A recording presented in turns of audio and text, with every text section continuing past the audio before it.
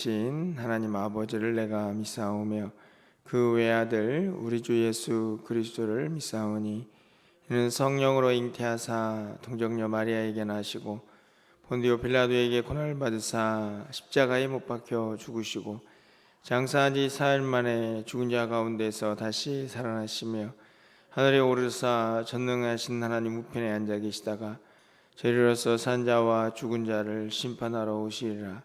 성령을 믿사오며 거룩한 공예와 성도가 서로 교통하는 것과 죄를 사하여 주시는 것과 몸이 다시 사는 것과 영원히 사는 것을 믿사옵나이다. 아멘. 우리 찬송가 369장입니다. 죄짐 맡은 우리 구주 369장 찬양드립니다.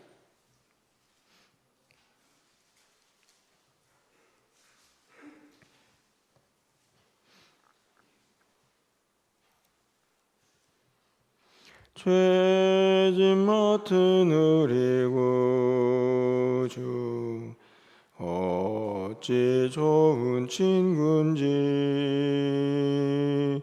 걱정 근심 무거운 짐 우리 주께 맡기세. 주께 고함 없는 고로 복을 받지 못하네. 사람들이 어찌하여 아뢰 줄을 모를까. 시험 걱정 모든 괴로움 없는 사람 누군가. 부질없이 낙심 말고 기도드려 아뢰세.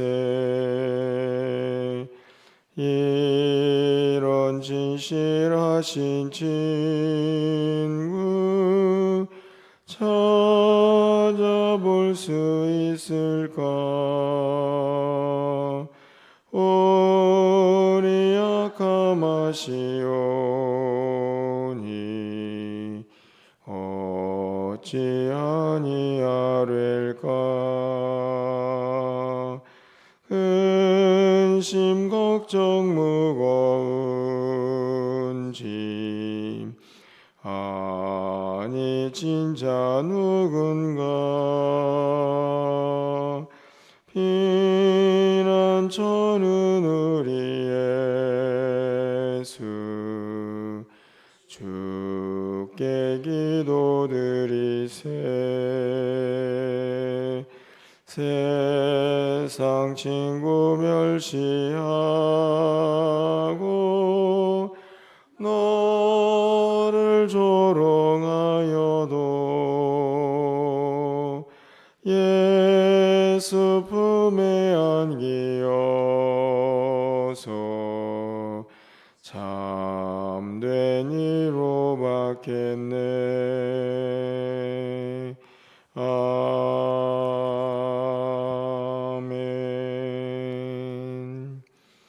오늘 하나님 말씀은 에스라 8장 21절에서 23절 말씀 교독합니다. 구약성경 721쪽입니다. 에스라 8장 21절에서 23절까지 말씀을 한 절씩 교독하고 23절은 함께 읽겠습니다.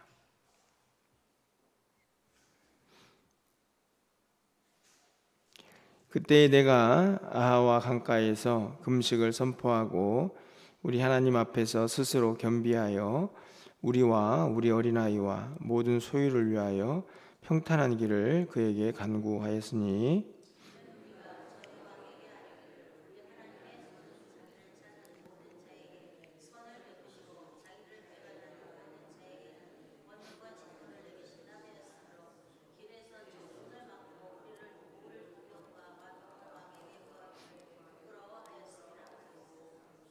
(23절입니다) 그러므로 우리가 이를 위하여 금식하며 우리 하나님께 간구하였더니 그의 응낙하심을 얻어.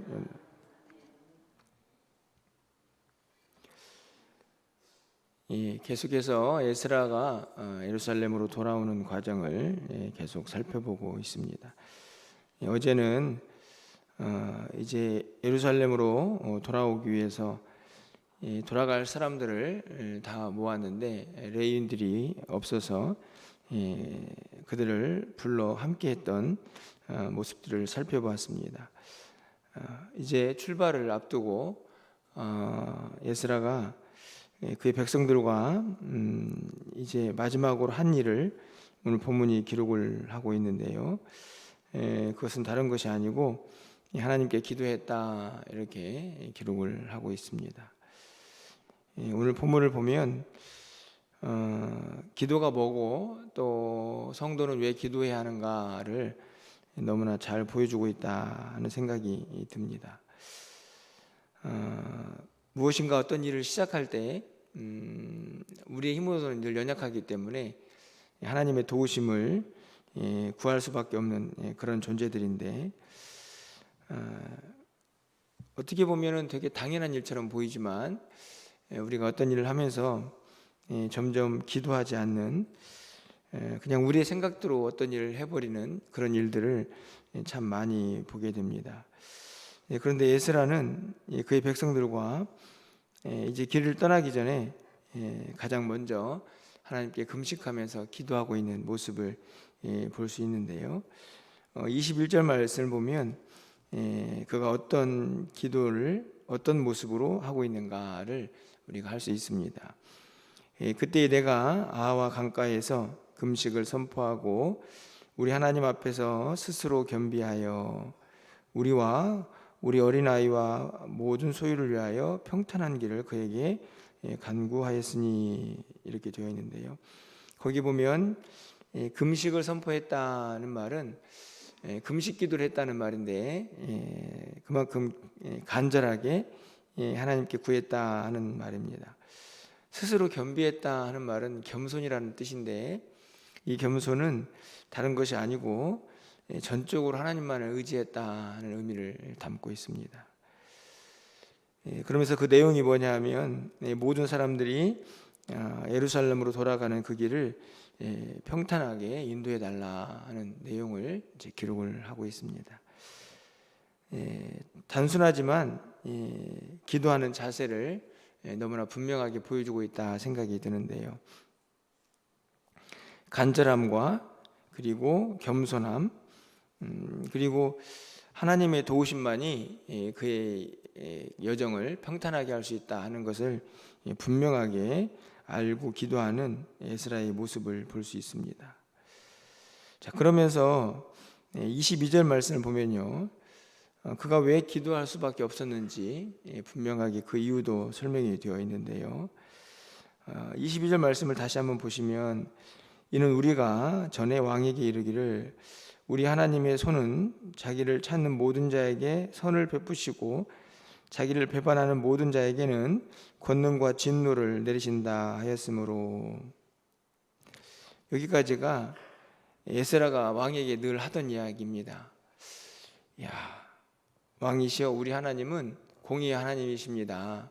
그래서 하나님을 찾는 자를 항상 도우시고 그리고 하나님을 배반하는 사람은 진노를 내리시는 분이십니다. 이렇게 에스라가 자신이 믿는 하나님을 왕에게 이제 소개를 했던 것이죠. 그리고 이제 길을 떠납니다. 길을 막상 떠나려고 하니까 이제 왕이 어떤 마음이었을까요? 에스라에게 내가 너의 길을 가는 동안에 그 길을 안내하고 보호해 줄 수 있는 병사들을 좀 보내주겠다. 아마 이런 이야기를 한 것 같습니다. 22절 말씀 끝부분에 가서 보시면 길에서 적군을 막고 우리를 도울 보병과 마병을 왕에게 구하기를 부끄러워하였음이니라 이렇게 기록되어 있죠.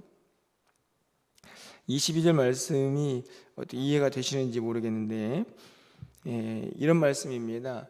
그동안에 자신이 왕에게 한 이야기가 있는 거죠. 내가 하나님을 믿고 있는데 우리 하나님은 이런 분이십니다. 이렇게 하나님은 능력의 하나님이시죠. 이렇게 늘 얘기를 했는데 막상 길을 떠나면서 야, 그래도 좀 병사들이 우리를 좀 보호해 줬으면 좋겠다, 이런 생각이 들 수 있지 않습니까? 그래서 왕이시여, 좀 병사를 좀 내주십시오, 우리를 보호하게. 이렇게 말을 할 수도 있었지만 그렇게 말하는 것이 몹시 부끄러웠다, 이렇게 기록을 합니다. 무슨 이야기인가요? 가는 길은 험한데 누군가가 세상적인 도움을 좀 주면은 그 길 편하게 갈 수 있을 것 같은데, 그래서 그렇게 좀 도움을 청하고 싶은 마음이 굴뚝 같았지만 그동안에 내가 왕에게 한 이야기가 있는데 내가 어떻게 왕에게 이 도움을 청할 수 있을까 하는 이야기입니다. 이게 쉽게 말하면 우리 하나님은 능력의 하나님입니다라고 늘 입버릇처럼 말을 해놓고 실제적으로 이게 뭔가 좀 힘들다라고 생각이 드니까 세상에 손을 내미는 그런 자신들의 모습이 너무 부끄러워서 거기가 끝이 아니고, 그래서 길은 가야겠고 도움은 필요하고 그래서 하나님밖에 없습니다, 하나님이 도와주셔야 합니다 라고 기도했다 하는 것이죠. 여러분, 너무 멋진 신앙 고백이 아닙니까? 우리는 충분히 이런 생각을 합니다. 야, 왕이 그동안에 에스라를 얼마나 귀하게 여겼겠습니까? 그리고 또 이제 포로로 돌아가는 길을 왕이 허락했기 때문에 가는 것인데, 그렇게 떠나는 길에 병사 좀 내서 우리를 좀 도와달라 가는 게 어떻게 보면 그게 뭐가 어려운 일이냐라고 생각이 들 수 있는데, 그 일을 부끄러워할 줄 아는 에스라라고 볼 수가 있는 거죠. 그렇게 부끄러워하는 것으로 끝나는 게 아니라 그 길을 가는 길을 누가 그럼 보호해 줘야 되느냐? 하나님밖에 없다. 그래서 21절에서 있는 말씀처럼 금식하고 겸비하고 또 하나님의 도우심을 완전히 의지하게 되는 것이죠. 우리는 세상을 살면서 이 정도는 뭐 큰 문제가 되지 않지라는 마음이 들 때마다 세상에 손을 내밀기도 하고 세상에 적당히 타협하기도 합니다. 성도다운 모습을 상실해버리고 목사다운 모습을 상실해버리고 세상과 적당히 타협하는 일을 그렇게 부끄러워하지 않는 세상이죠. 저는 오늘 22절을 보면서 뭐 이미 알고 있는 말씀이지만 다시 한번 또 도전을 받게 됩니다. 얼마나 사실은 이 부끄럽다는 말이 에스라가 지금 왕 앞에서, 세상 앞에서 당당하고 싶다 하는 말인데, 오히려 저는 이 구절이 우리 모두를 참 부끄럽게 한다 하는 생각이 좀 들었습니다. 참 안타까운 것이죠. 하지만 에스라는 나는 세상을 살면서 그동안에 내가 믿고 의지한 하나님, 사람들에게 말했던 그 하나님이 어떤 하나님인데 내가 또 어떻게 세상과 타협하고 세상의 도움을 받겠느냐라는 마음으로 이제 부끄러운 마음에 오직 하나님만 의지하겠다, 이렇게 고백을 하고 있는 것입니다. 23절 말씀을 보면 여러분, 그렇게 기도하는 하나님의 백성들의 기도를 하나님이 어떻게 하셨겠습니까? 그러므로 우리가 이를 위하여 금식하며 우리 하나님께 간구하였더니 그의 응답하심을 입었느니라. 하나님께서 응답하셨다 하는 거죠. 하나님은 살아계시고 또 우리 기도를 들으시는 분이시기 때문입니다. 31절 말씀을 보면 읽진 않았지만 첫째 달 12일에 우리가 아와 강을 떠나 예루살렘으로 갈새 우리 하나님의 손이 우리를 도우사 대적과 길에 매복한 자의 손에서 건지신지라. 여러분들이 7장에서 읽어봤지만 이스라엘 백성들이 바벨론에서 예루살렘으로 가는 여정이 한 4개월 정도 됩니다. 그 안에 보니까 매복도 있었고 또 대적들도 있었죠. 그 모든 손에서 하나님이 도우셨다 이렇게 기록을 하고 있습니다. 36절 말씀을 좀 가서 보시면 무리가 또 왕의 조서를 왕의 총독들과 유브라데 강 건너편 총독들에게 넘겨주매 그들이 백성과 하나님의 성전을 도왔느니라 이렇게 기록이 되어 있습니다. 주변에 있는 사람들도 이 백성들을 돕고 하나님의 성전을 짓는 일에 도움을 주는 그런 모습을 기록을 하고 있죠. 응답입니다. 하나님께서 함께 하셨기 때문이죠. 오늘 본문을 통해서 우리 모두가 우리는 하나님 앞에서 혹시 부끄러운 성도는 아닌지 한번 돌아봤으면 좋겠고, 결국은 이 땅에 살아가면서 우리가 성도답게 살아가는 어떤 힘이라고 해야 할까요? 그것은 다른 데 있지 않습니다. 결국 하나님의 힘을 의지하는 것인데, 그러기 위해서는 성도는 마땅히 기도해야 한다 하는 사실을 오늘 예스라가 분명히 보여주고 있다 생각이 듭니다. 오늘 한 날도 우리의 삶의 여러 가지 모습 속에서 하나님의 도우심을 힘입고 그분께 기도하는 우리의 삶이 될 수 있기를 간절히 소망합니다. 기도하겠습니다. 좋으신 하나님 감사합니다. 오늘도 기도하오니 예스라가 기도했던 이유처럼 우리가 세상을 살면서 성도답지 못한 모습들을 볼 때마다 부끄러워할 수 있는 그런 기도의 사람들 되게 하시고, 그 도움을 세상이 아닌 하나님께 받는 것이 우리의 마땅한 본분인 것을 잊지 않고 살아갈 수 있도록 주님 도와주시옵소서. 오늘 내일 있을 교회 김장 가운데도 함께 하시고, 하나님께서 모든 일정 가운데에도 인간의 연약한 모습이 아니라 하나님의 도우심을 힘입고 하나님의 은혜가 충만한 시간 될 수 있도록 우리를 붙잡아 주시고 또 사용하여 주시옵소서.